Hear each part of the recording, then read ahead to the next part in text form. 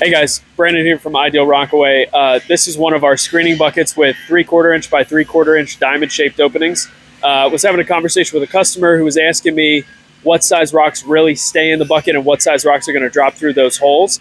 So what we did is we actually dumped a bunch of stones in here, shook the bucket, and then measured what size rocks stay in and what size rocks fall through. So I'm going to show you that in a minute, so keep watching.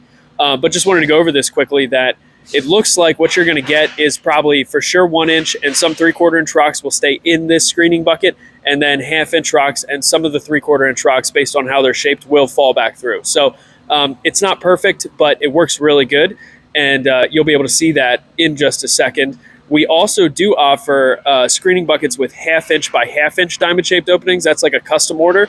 If you really want to keep those smaller stones in, you can do that. Those work really good in horse arenas. These also work in horse arenas, but probably the smaller openings in horse arenas would work better. So check this out.